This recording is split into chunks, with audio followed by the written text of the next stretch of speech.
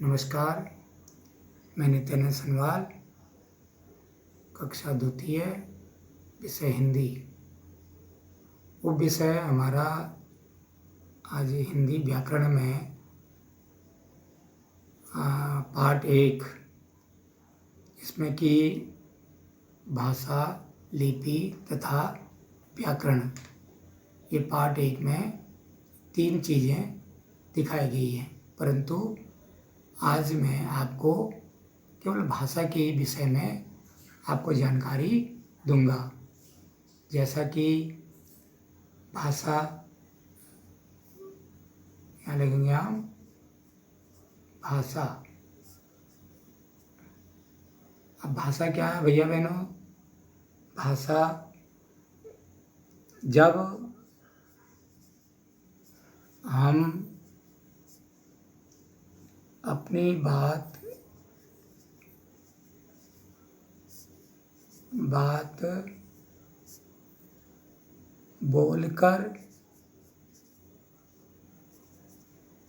बोलकर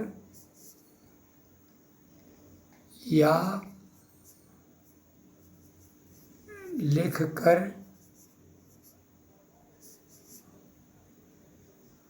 दूसरों को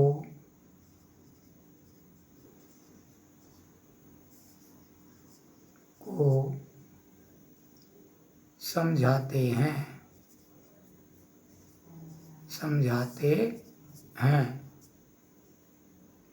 और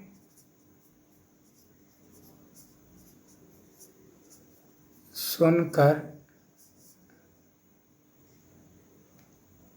समझने या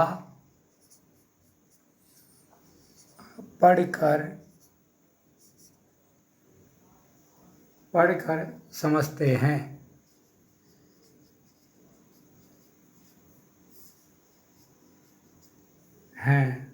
तो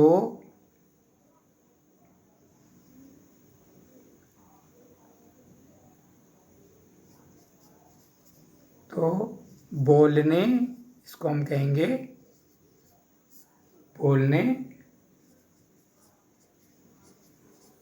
सुनने तथा समझने व पढ़ने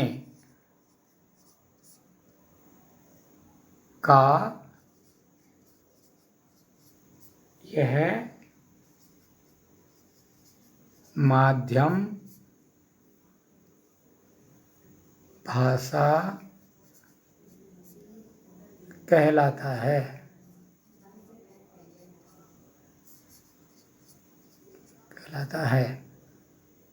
भैया बहनों, दोबारा देंगे। जब हम अपनी बात बोलकर या लिखकर दूसरों को समझाते हैं और सुनकर या पढ़कर समझते हैं, यानी खुद समझते हैं, तो बोलने, सुनने तथा समझने व पढ़ने का यह माध्यम भाषा कहलाता है। भैया बहनों, जैसे यहाँ पर हम 3 चीज़ों का वर्णन करेंगे। बोलने, जैसे हम जो है बोलते हैं, यानी पढ़ा रहे हैं, अध्यापक द्वारा पढ़ाना, पुस्तक पढ़ाना, अध्यापक द्वारा पुस्तक पढ़ाना, ठीक है, ये बोलने हो गया। सुनने, समाचार, रेडियो द्वारा समाचार सुनना, रेडियो द्वारा समाचार सुनना, ये सुनने गया है। और समझना, किसी भी चीज़ को समझना, ठीक है। तो अब पढ़ने, यानी किताब को पढ़ना, पुस्तक को पढ़ने, पहले ही हमने ये भाषा कहलाती है। भाषा के आगे आता है भाषा के रूप। भाषा के दो रूप होते हैं। भाषा के दो रूप होते हैं। दो रूप, उसको प्रकार भी कह सकते हैं, होते हैं। अब कौन कौन से होते हैं भैया बहनों? नंबर 1 मौखिक भाषा। नंबर 2 लिखित भाषा। लिखित भाषा। अब मौखिक भाषा में क्या होता है? मौखिक भाषा में दोबारा लिख देते हैं यहाँ पे, मौखिक भाषा। इसके अंतर्गत जैसे कि हमने ऊपर बताया, मौखिक भाषा में पुस्तक पढ़ना,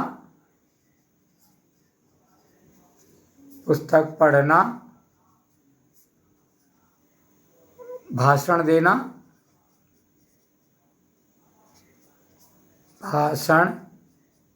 देना आदि, जिसको हम मौखिक में बोलते बातचीत करना, जैसे हम वार्तालाप करते हैं। नंबर 2 लिखित भाषा। लिखित भाषा के अंतर्गत जैसे पत्र लिखते हैं हम, लिखना, ठीक है, और प्रश्न हल करना, कहानी लिखना, कहानी लिखना आदि, इसको हम जो है लिखित में करते हैं।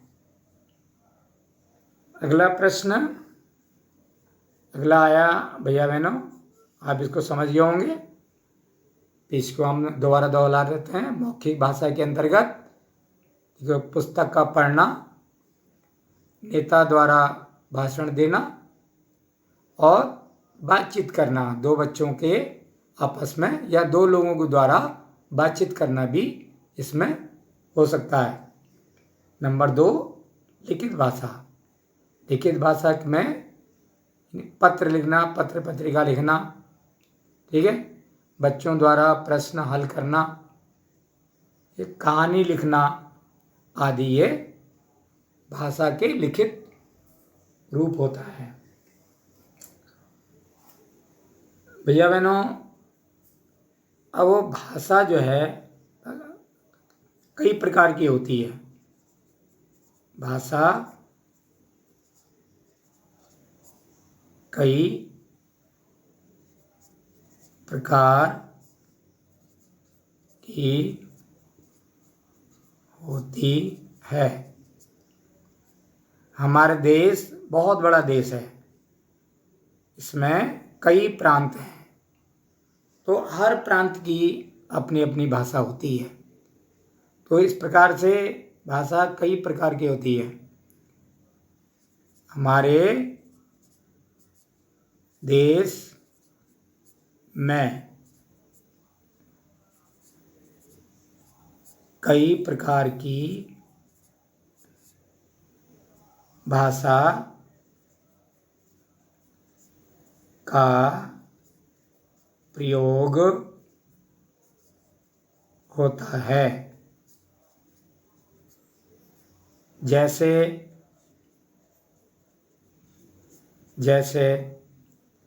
हिंदी, आप जानते ही हैं, अंग्रेजी, ये भी आप जानते हैं। संस्कृत, ये भी आप जानते हैं।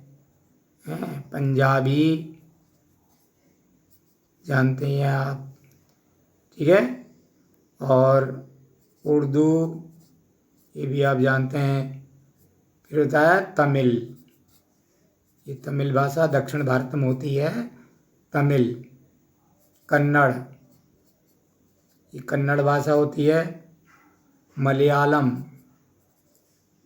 मलयालम, मलयालम। फिर आ गया गुजराती, गुजराती, बंगला, बंगला। आदि भाषा,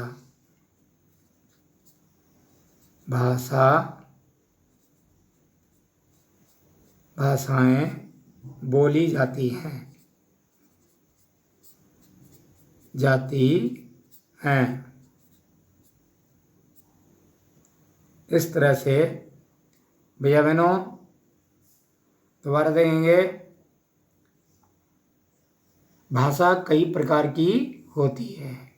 हमारे देश में कई प्रकार की भाषा का प्रयोग होता है, जैसे हिंदी, अंग्रेजी, संस्कृत, पंजाबी, उर्दू, तमिल, कन्नड़, मलयालम, गुजराती, बंगला आदि भाषाएं बोली जाती हैं।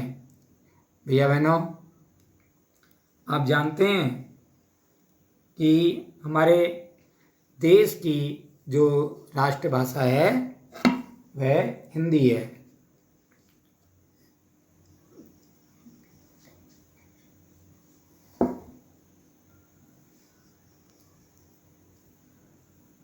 हमारे देश की राष्ट्रभाषा हिंदी है, हिंदी है। इसका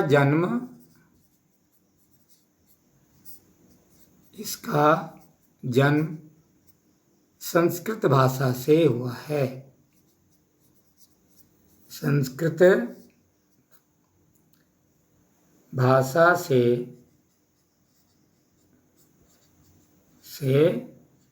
हुआ है। इस प्रकार जब संस्कृत भाषा से हिंदी का जन्म हुआ है और लगभग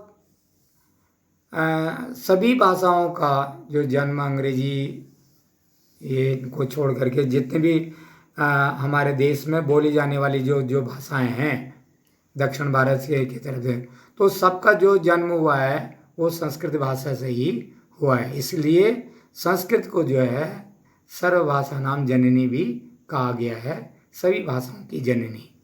तो भैया बहनों आप जो पुनः आप देखेंगे भाषा जब हम अपनी बात बोलकर या लिखकर दूसरों को समझाते हैं और सुनकर या पढ़कर समझते हैं, तो बोलने, सुनने तथा समझने व पढ़ने का यह माध्यम भाषा कहलाता है। ये बात आपको समझ में आ गई होगी। इनमें 4 चीज़ें हैं, बोलना, सुनना, समझना और पढ़ना, 4 चीज़ें। तो यही माध्यम हमारा जो है भाषा कहलाता है। जैसे अध्यापक द्वारा पुस्तक पढ़ना, रेडियो द्वारा समाचार सुनना, कहानी को समझना, किसी सवाल को समझना, किताब का पढ़ना, तो ये माध्यम है। जिस माध्यम से भी हम उसको पढ़ते हैं वो भाषा कहलाती है। अब भाषा के रूप होते हैं, भाषा के मुख्यतः 2 रूप होते हैं। नंबर 1 मौखिक भाषा, नंबर 2 लिखित भाषा। मौखिक भाषा क्या होती है? यानी जैसे हम पुस्तक को पढ़ रहे हैं और भाषण दे रहे हैं, आपस में बातचीत कर रहे हैं, ये मौखिक भाषा कहलाता है।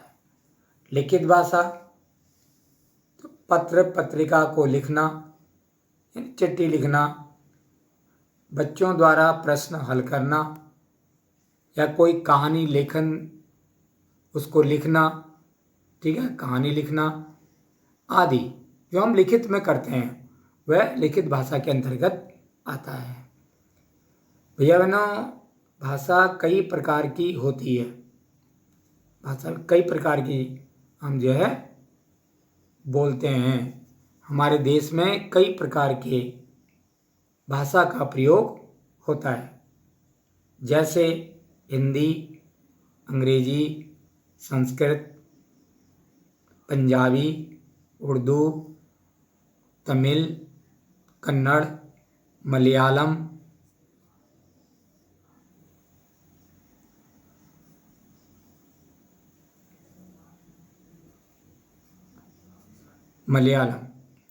गुजराती, बंगला आदि भाषाएं बोली जाती हैं। हमारे देश की राष्ट्रभाषा हिंदी है। हमारे देश की राष्ट्रभाषा क्या है? हिंदी। इसका जन्म संस्कृत भाषा से हुआ है। वैसे तो ऊपर जो मैंने लिखे हैं ये भाषाएं, इनका जन्म भी संस्कृत भाषा से ही हुआ है, लेकिन हिंदी का जो मुख्य चीज़ है ये संस्कृत से ही निकली हुई है।